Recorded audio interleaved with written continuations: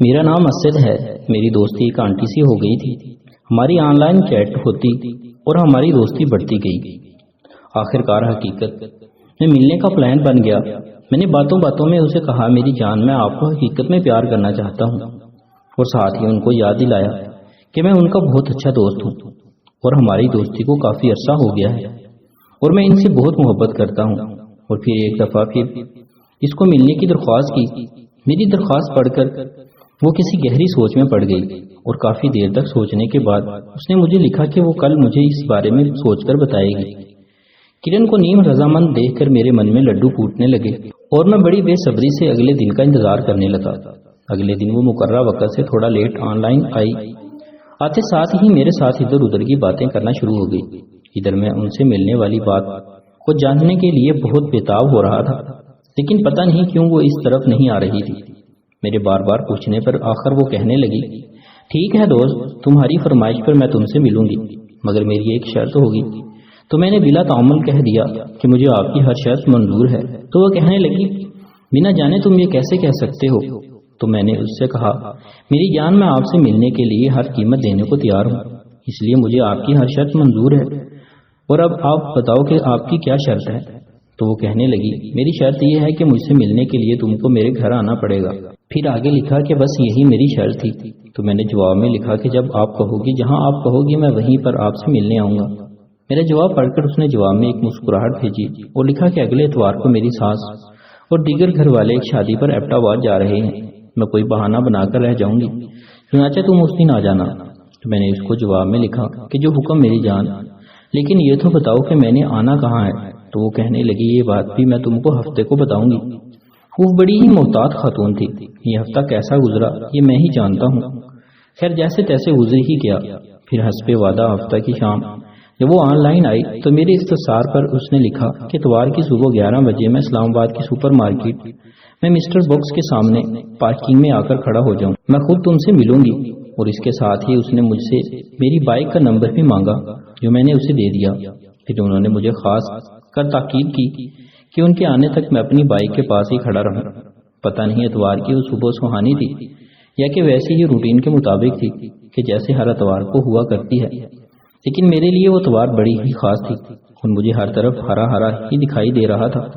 ساری تیاریاں کرنے کے بعد میں نے وقت سے 1 گھنٹہ پہلے ہی اسے اپنا کھٹارا بائک کو سٹارٹ کیا اور اسلام آباد کی سپر مارکیٹ کی طرف چل دیا. 1 گھنٹہ پہلے اس لیے کہ اگر بائک صاحب حسب معمول راستے میں خراب ہو گئی تو باقی آپ سمجھ ہی گئے ہوں گے.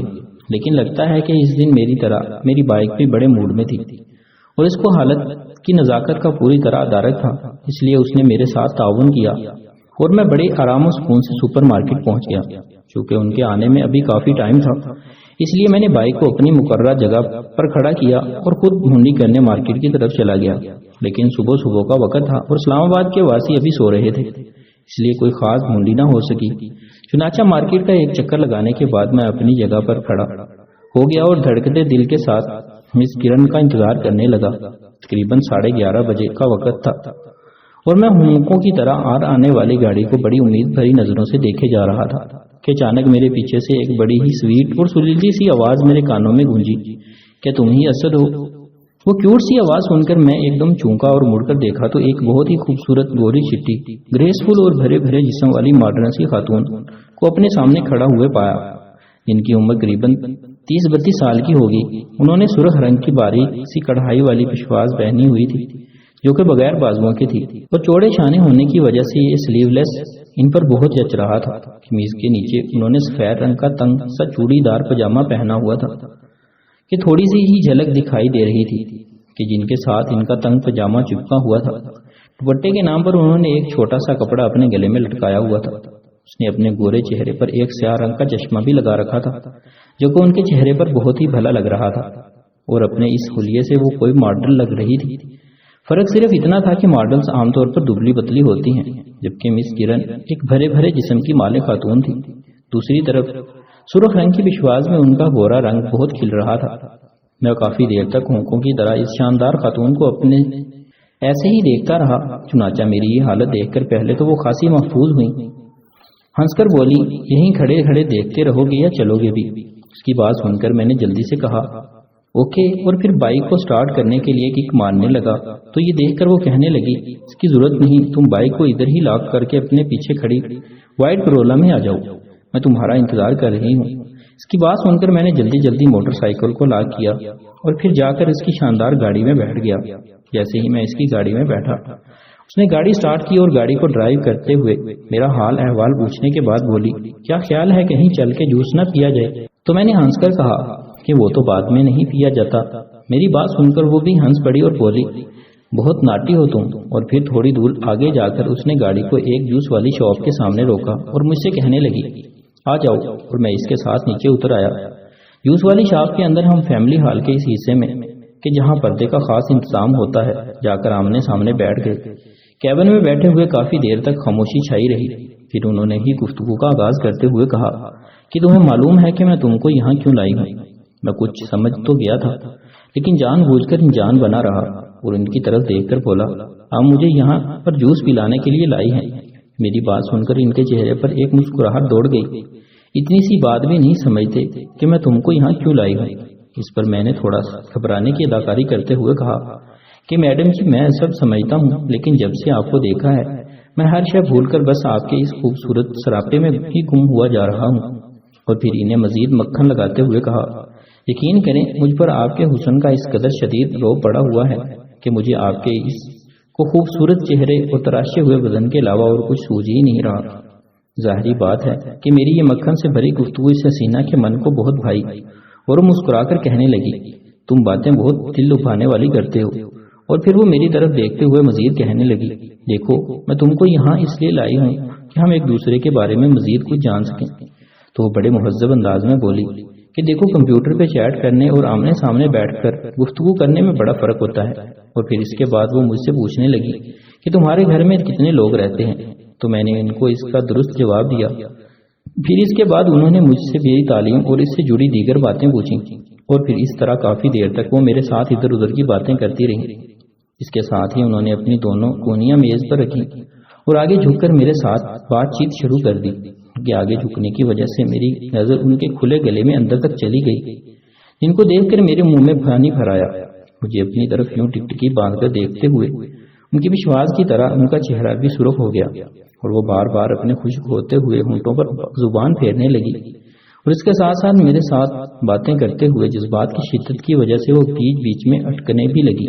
आखिरकार मेरी निगाहों की ताब न लाते हुए वो एकदम थोड़ा और आगे झुकी और जज्बात से भरपूर सरगोशी नुमा आवाज में कहने लगी, असद तुम्हें मालूम है ना कि मैं बहुत रोमांटिक हूँ, कि तुम मुझे हैंडल कर लोगे?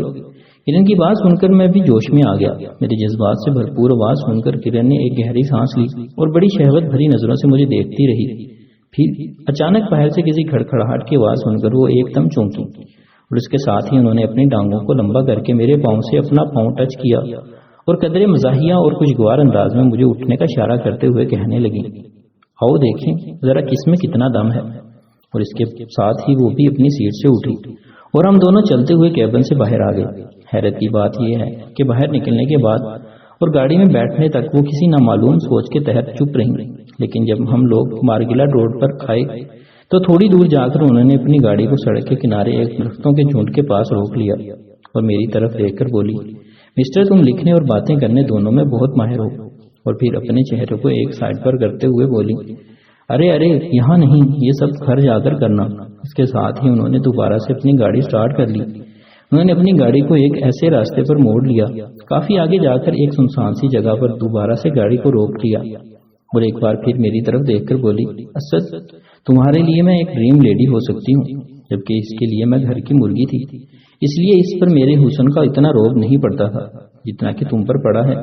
फिर मेरी तरफ देखकर बड़े ही शहवत भरे लहजे में बोली, तुम्हारे ख्याल में मैं कैसी हूँ? तो मैंने उनकी तरफ देखते हुए कहा कि आप बहुत खूबसूरत शहवत की रानी हो। मेरी बात सुनकर उनका चेहरा जज्बात की शिद्दत से गुलनार हो गया और शहवत की तपश इनकी आंखों से छलकने लगी। कुछ देर बाद हम उनके घर में थे। वो एक बड़ा सा घर था, सामने एक बड़ा सा लॉन था जिसकी बाउंड्री वाल के साथ साथ छोटी छोटी क्यारियां बनी हुई थी और इन क्यारियों काफी सारे फूल उगे हुए थे। मैं उनमें से एक फूल तोड़ा।